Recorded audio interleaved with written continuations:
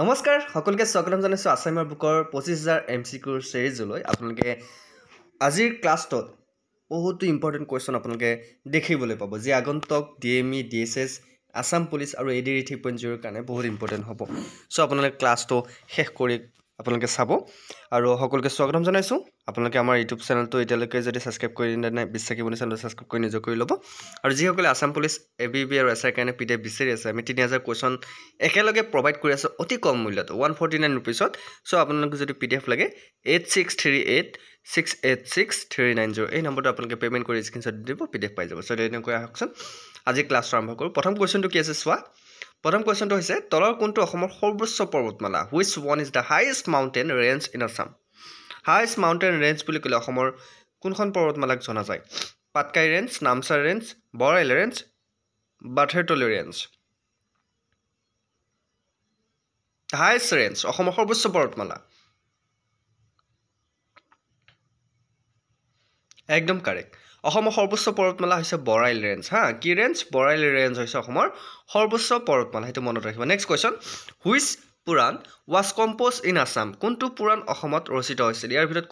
কোনখন পুৰাণ অসমত ৰচিত হৈছিল কালিকা পুৰাণ বৰুণ পুৰাণ বামনা পুৰাণ চৌৰা পুৰাণ কোনখন পুৰাণ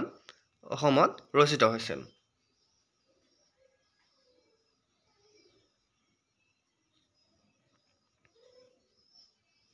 শুদ্ধটো হৈছে কালিকা পুৰাণ অসমত ৰচনা কৰা হৈছিল কালিকা পুৰাণ ক'ত ৰচিত হৈছিল অসমত ৰচিত হৈছিল next question the National Institute of Design is located in which of the following of Assam the National Institute of Design অসমৰ কোনখন চহৰত অৱস্থিত National Institute of Design Nagaon Sivasagar Jorhat Guwahati ক'ত অৱস্থিত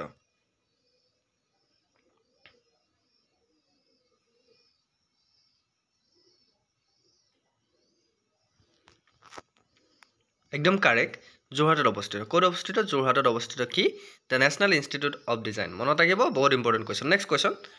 who is also known as the lion man of Assam অসমৰ সিংহ মানুহ বুলি কাক কোৱা হয় আপোনালোকে জানে অসমৰ সিংহ মানুহ বুলি কাক কোৱা হয় নবীন চন্দ্ৰ বৰদলৈ গোপীনাথ বৰদলৈ মনিৰাম দেৱান ৰাধা গোবিন্দ বৰুৱা ইয়াতে এটা কথা কৈ দিওঁ মই অসমৰ লৌহ মানৱ বুলি কোৱা হয় বিষ্ণুৰাম মেধি হা কেতিয়াবা লায়ন ম্যান নেদি ফেলে আইৰন ম্যান দিব পাৰে who is iron man of Assam so তেতিয়া আপোনালোকে লিখিব লাগিব Bishnuram Medhi and who is iron man of India ভাৰতৰ লৌহ মানৱ বুলি কাক কোৱা হয় যদি আপোনাৰ কোৱেশ্যনটো আহে তেতিয়া আপোনালোকে লিখিব লাগিব কোন বাৰু লৌহ মানৱ কোন ভাৰতৰ আপোনালোকে সকলোৱে জানে বল্লভভাই পটেল হৈছে ভাৰতৰ লৌহ মানৱ হয় নে নহয় এতিয়া আপোনাক খুদিছে সিংহ মানুহ বুলি কাক কোৱা হয় অসমৰ নবীন চন্দ্ৰ বৰদলৈ গোপীনাথ বৰদলৈ মনিৰাম দেৱান ৰাধা গোবিন্দ বৰুৱা ইয়াৰ ভিতৰত সিংহ মানুহ বুলি লায়ন ম্যান অফ আসাম বুলি কাক কোৱা হয় সো একদম ইজি কোৱেশ্চন শুদ্ধটো হৈছে ৰাধা গোবিন্দ বৰুৱা তেখেতক লায়ন ম্যান অফ আসাম বুলি কোৱা হয় কাক কোৱা হয় ৰাধা গোবিন্দ বৰুৱা ওকে নেক্সট কোৱেশ্চনটো লাইছো in which district the Bhortal নৃত্য ড্যান্স ওয়াজ ডেভেলপ কোনখন জিলাত ভোৰতাল নৃত্যৰ বিকাশ হৈছিল কামৰূপ নগাঁও বৰপেটা যোৰহাট কোনখন জিলাত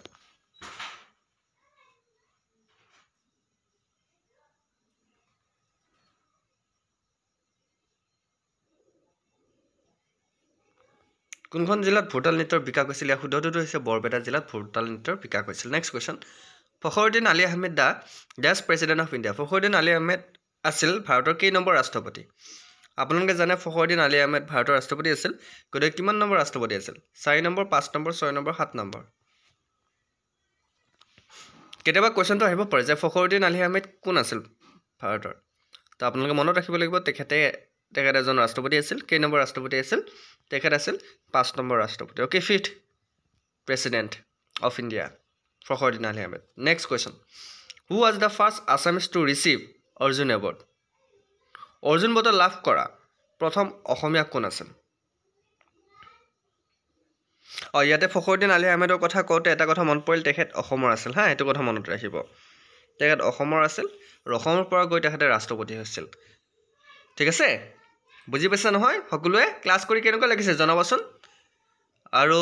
যিসকলে আমাৰ লাইভ ক্লাছবোৰ কৰা নাই লাইভ ক্লাছবোৰ কৰিবা আমি 9 বজাত লাইভ আহোঁ আৰু ইয়াৰ মাজত কল যদি আসাম পুলিচৰ ABB SI কাৰণে PDF লাগে সো 8638686390 এই নম্বৰটো তোমালোকে 149 পেমেন্ট কৰি স্ক্ৰিনশ্বট দি দিবা PDF পাই যাবা ওকে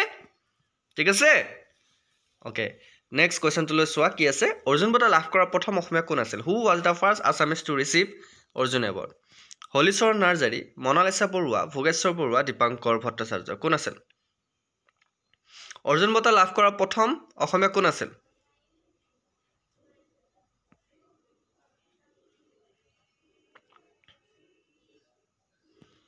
একদম ইজি ভোগেশ্বৰ বৰুৱা হয় নে নহয় তেখেতে অৰ্জুন বঁটা প্ৰথম লাভ কৰিছিল গতিকে অৰ্জুন বঁটা প্ৰাপক প্ৰথম অসমীয়া হ'ল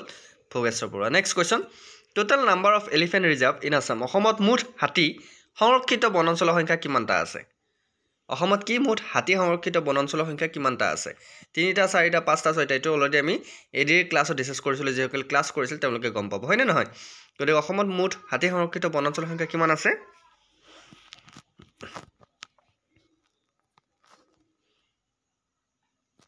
ইজি হয় সো মুঠ 5খন আছে গতিকে 5টা আছে মুঠ হাতী সংৰক্ষিত বনাঞ্চলৰ সংখ্যা 5খন বনাঞ্চল আছে next question which one of the following is the largest man made tanks in Assam তলৰ কোনটো টেংক অসমৰ আটাইতকৈ ডাঙৰ মানৱ সৃষ্ট টেংক অপশ্যনকেইটা চাই লোৱা Joysagar Gaurisagar Rudrasagar none of the above ইয়াৰ ভিতৰত আটাইতকৈ ডাঙৰ মানুহে সৃষ্টি কৰা পুখুৰী বুলিয়ে ক'ব লাগিব চ' কোনটো Joysagar Gaurisagar Rudrasagar none of the above so' ইয়াৰ কাৰেক্ট এনচাৰটো ইজি হয় জয়সাগৰ হৈছে আটাইতকৈ ডাঙৰ মানৱ সৃষ্ট টেংক অপশ্যন এ আছে right answer next question king of Manipur Babruvahan was the son of মণিপুৰৰ ৰজা বব্ৰুৱাহন কাৰ পুত্ৰ আছিল অৰ্জুন ভীম কৃষ্ণ বিদুৰ বব্ৰুৱাহন কাৰ পুত্ৰ আছিল শুদ্ধটো হৈছে অৰ্জুনৰ পুত্ৰ আছিল বব্ৰুৱাহনৰ পুত্ৰ অৰ্জুন আছিল নে অৰ্জুনৰ পুত্ৰ বব্ৰুৱাহন আছিল কমেণ্ট কৰিবাচোন এইটো কুৱেশ্যনটো অকণমান খেলি মেলি থকা যেন লাগিছে চ' এইটো সকলোৱে কমেণ্ট কৰিবা মুঠতে এনচাৰটো হৈছে Arjun next question in the Allahabad pillar inscription central Assam is mention as Allahabad স্তম্ভৰ শিলালিপিত মধ্য অসমৰ কথা কেনেদৰে উল্লেখ আছে এলাহাবাদ স্তম্ভৰ শিলালিপিত মধ্য অসমৰ কথা কেনেদৰে উল্লেখ আছে লোহিত দেৱকা প্ৰাগজ্যোতিষপুৰ কামৰূপা কি বুলি উল্লেখ আছে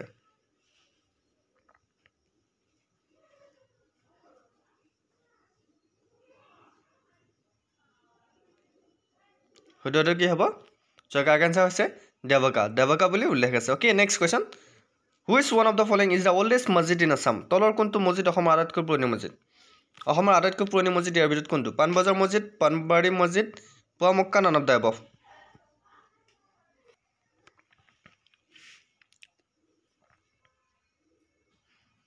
অসমৰ আটাইতকৈ পুৰণি মছজিদ হৈছে পাণবাৰী মছজিদ okay option B is the right answer next question who is appointed as first ever sports ambassador of Assam অসমৰ প্ৰথম ক্ৰীড়াদূত হিচাপে কাক নিযুক্তি দিয়া হৈছে অসমৰ পৰা প্ৰথম ক্ৰীড়াদূত স্পৰ্টছ এম্বেচেডাৰ হিচাপে কাক নিযুক্তি দিয়া হৈছে মহাদেৱ ডেকা শিৱ থাপা অংকুচিতা বৰা হিমা দাস গতিকে অসমৰ প্ৰথম ক্ৰীড়াদূত হিচাপে কাক নিযুক্তি দিয়া হৈছে চাওক অসমীয়া বুকৰ যিকেইটা চিৰিজ আপোনালোকে পচন্দ হয়নে নহয় আপোনালোকে ভাল পায় নে নাপায় যদি ভাল পায় কমেণ্ট কৰিব আমি চিৰিজটো আগবঢ়াই নিম অ'কে সকলোৰে মৰম চেনেল লাগিব আৰু সকলোৱে চেনেলটো ছাবস্ক্ৰাইব কৰিব যিসকলে ছাবস্ক্ৰাইব কৰা নাই এতিয়ালৈকে চ' অসমৰ প্ৰথম ক্ৰীড়াদূত হিচাপে কাক নিযুক্তি দিয়া হৈছে হিমা দাসক নিযুক্তি দিয়া হৈছিল হয় নে নহয় গতিকে হিমা দাসক নিযুক্তি দিয়া হৈছে অসমৰ প্ৰথম ক্ৰীড়াদূত হিচাপে স্পৰ্টছ এম্বেচেডাৰ হিচাপে next question environmentalist Robin Banerjee's museum আংকুল Robin museum is located in which district পৰিৱেশবিদ ৰবীন বেনাৰ্জী সংগ্ৰহালয় যাক আংকুল ৰবীন সংগ্ৰহালয় বুলি কোৱা হয় কোনখন জিলাত অৱস্থিত আংকুল ৰবীন সংগ্ৰহালয় কোনখন জিলাত অৱস্থিত যোৰহাট গোলাঘাট ডিব্ৰুগড় ধেমাজি কোনখন জিলাত আছে কোনখন জিলাত আছে যোৰহাট গোলাঘাট ডিব্ৰুগড় ধেমাজি চ' আংকুল ৰবীন বেনাৰ্জী মিউজিয়াম ক'ত আছে চ' গোলাঘাটত আছে এইটো কিন্তু মনত ৰাখিবলৈ প্ৰথম বহুতে নাজানে গোলাঘাটত যে আছে option B is the right answer next question who is also' known as the Luit Konwar of Assam অসমৰ লুইট কোঁৱৰ বুলি কাক জনা যায় অসমৰ কি কোঁৱৰ লুইট কোঁৱৰ বুলি কাক জনা যায় একদম মজা কুৱেশ্যন এইটো পাৰ্বতী প্ৰসাদ বৰুৱা বিষ্ণু প্ৰসাদ ৰাভা ৰুদ্ৰ বৰুৱা জ্যোতিপ্ৰসাদ আগৰৱালা লুইট কোঁৱৰ বুলি কাক কোৱা যায় চাওক কোনে কোনে শুদ্ধ উত্তৰ দিব পাৰা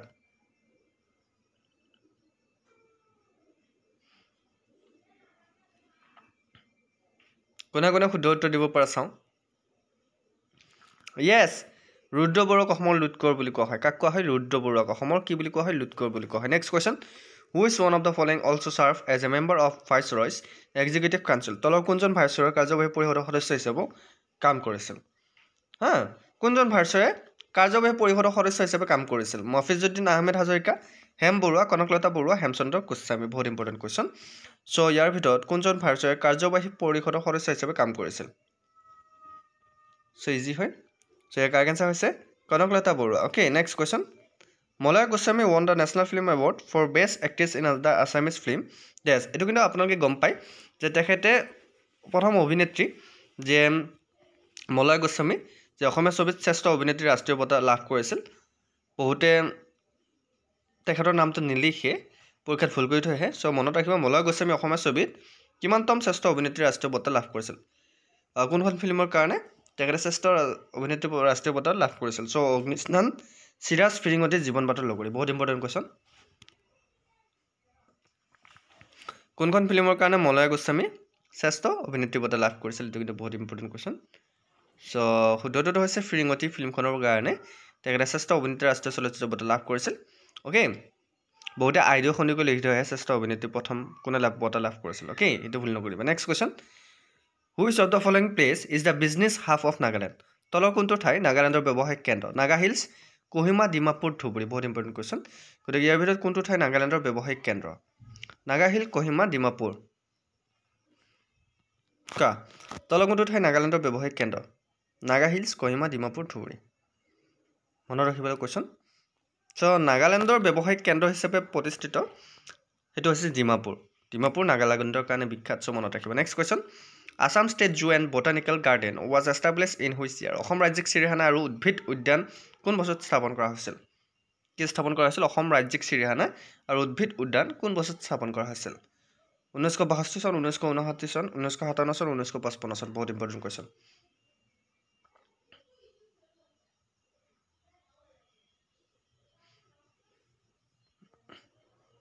অসম ৰাজ্যিক চিৰিয়াখানা আৰু উদ্ভিদ উদ্যান কোন বছৰত স্থাপন কৰা হৈছিল শুদ্ধটো হৈছে 1957 1957 চনত সেইটো মনত ৰাখিব next question the first aeroplane on north eastern soil was landed in which city উত্তৰ পূবৰ মাটিত প্ৰথমখন বিমান কোন চহৰত অৱতৰণ কৰা হৈছিল উত্তৰ পূবৰ মাটিত প্ৰথমখন বিমান উত্তৰ পূবৰ মাটিত প্ৰথমখন বিমান কোনখন চহৰত অৱতৰণ কৰিছিল বহুতে নাজানে শিৱসাগৰ যোৰহাট ডিব্ৰুগড় গুৱাহাটী ইয়াৰ ভিতৰত ক'ত উত্তৰ পূবৰ প্ৰথমখন প্লেন বুলি ক'ব লাগিব aeroplane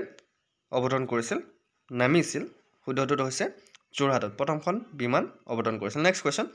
which Ahom king ordered the execution of Hari Bhuyan son in law of Sankardev কোন আহোম ৰজাই শংকৰদেৱৰ জোৱাই হৰি ভূঞাক ফাঁচীৰ নিৰ্দেশ দিছিল কেতিয়াবা আহিব পাৰে শংকৰদেৱৰ জোৱাইৰ নাম কি এইটো কিন্তু বহুত ইম্পৰ্টেণ্ট কুৱেশ্যন শংকৰদেৱৰ জোৱাইকৰ নাম হৈছে হৰি ভূঞা গতিকে হৰি ভূঞাক এজন আহোম ৰজাই ফাঁচী দিয়াৰ নিৰ্দেশ দিছিল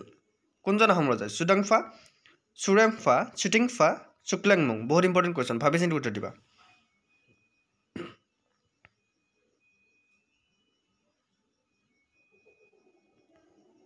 কাৰোবাৰ মনত আছেনে আমাৰ ক্লাছবোৰ কৰি কেনেকুৱা লাগে কোৱাচোন কিবা নহয় কিবা এটা শিকিব পাৰিছে হয় নে নহয় চ' চেনেলটো যিসকলে ছাবস্ক্ৰাইব কৰা নাই ছাবস্ক্ৰাইব কৰি ল'বা আৰু যিসকলে আছাম পুলিচৰ PDF লাগে 3000তকৈ অধিক কুৱেশ্যন তোমালোকে লাভ কৰিব মাত্ৰ 149 ৰুপিছত অফাৰ চলি আছে গতিকে তোমালোকে যদি PDF লাগে এইটো নম্বৰ তোমালোকে পে'মেণ্ট কৰি স্ক্ৰীনশ্বট দিবা নাম্বাৰটো লিখি লোৱা নাম্বাৰটো হৈছে 8638686390 আকৌ এবাৰ কৈছোঁ 8638686390 এই নম্বৰটো তোমালোকে পে'মেণ্ট কৰি স্ক্ৰীনশ্বট দি দিবা PDF পাই যাবা চ' আহোম ৰজা শংকৰদেৱৰ জোৱাইক হৰি ভূঞাক ফাঁচী দিয়াৰ নিৰ্দেশ দিছিল কোনজন আহোম ৰজাই চুকলেংমুঙে গতিকে শংকৰদেৱৰ জোৱাইকক হৰি ভূঞাক ফাঁচী দিয়াৰ নিৰ্দেশ দিছিল চুকলেংমুঙে গতিকে option D is right answer next question Sivasagar was the capital of the Ahom kingdom from 1699 to গতিকে 1699 চনৰ পৰা কিমান চনলৈকে শিৱসাগৰ আহোম ৰাজ্যৰ ৰাজধানী আছিল আপোনালোকে জানে শিৱসাগৰ আগতে আহোম ৰাজ্যৰ ৰাজধানী আছিল 1699 চনৰ পৰা কিন্তু কিমান চনলৈকে আছিল বহুতে নাজানে চনটো কিমান হ'ব 1788 1783 1770 1765 বহুত ইম্পৰ্টেণ্ট কুৱেশ্যন গতিকে কিমান চনৰ পৰা কিমান চনলৈকে শিৱসাগৰ আহোম ৰাজ্যৰ ৰাজধানী আছিল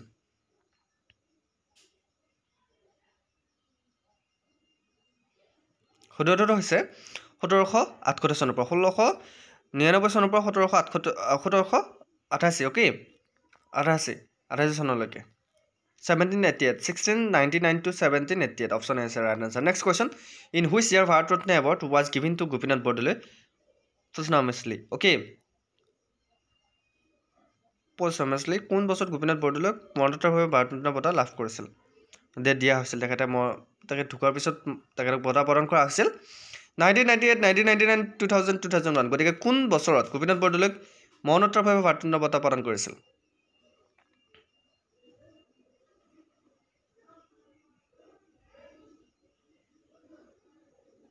শুদ্ধটো হৈছে 1999 চনত okay next question which of the following was not a president of Assam সাহিত্য সভা গতিকে তলৰ কোনজন অসম সাহিত্য সভাৰ সভাপতি নাছিল বিষ্ণুপ্ৰসাদ প্ৰসাদ ৰাভা পচনলাল চৌধুৰী নলিনীবালা দেৱী চন্দ্ৰধৰ বৰুৱা গতিকে অসম সাহিত্য সভাৰ সভাপতি নাছিল তলৰ কোনজন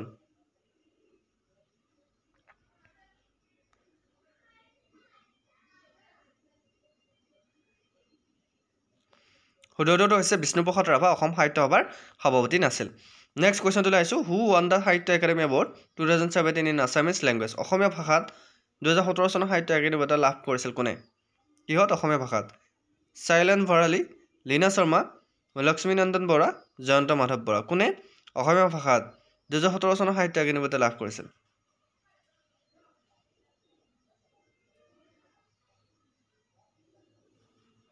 শুদ্ধটো হৈছে জয়ন্ত মাধৱ বৰা তেখেতে অসমীয়া ভাষাত সাহিত্য একাডেমি বঁটা লাভ কৰিছিল 2017 চনত সেইটো মনত ৰাখিবা সো এয়া আছিল আছামিজ বুকৰ উন্নতি পাৰ্ট কেনেকুৱা লাগিছে জনাবলৈ নাপাৰিব আগৰ পাৰ্টকেইটা চোৱা নাই চাব আমি যিহেতু এইটো 6 নম্বৰ পাৰ্ট আগৰ 5টা পাৰ্ট যদি চোৱা নাই চাব আৰু আপোনালোকে অসমীয়া বুকৰ সিৰিজটো কমপ্লিট শেষ কৰিবলৈ ট্ৰাই কৰিব আমি এটা দুটা নহয় 25000 কোৱেশ্চন ডিসকাস কৰিম যি ইম্পৰ্টেন্ট আপোনালোকে অসমীয়া বুকৰ কিতাপখন আপোনালোকে পঢ়ি কেনে একো পাত্তা নাপাব কাৰণ কোৱেশ্চন উলাওতে আপোনালোকে লিখোতে বহুত সময় যাব গতিকে আপোনালোকে সিৰিজটো কমপ্লিট কৰিব আপোনালোকৰ লাভ হ'ব যিসকলে সিৰিজটো কমপ্লিট কৰিব বিচাৰে কমেন্ট কৰিব আৰু কেনেকুৱা পাইছে জনাবলৈ নাপাৰিব সো আজিলৈ মানে উন্নতি ক্লাছত আকৌ লগ পোৱাৰ প্ৰতিশ্ৰুতি জয় হিন্দ জয় অসম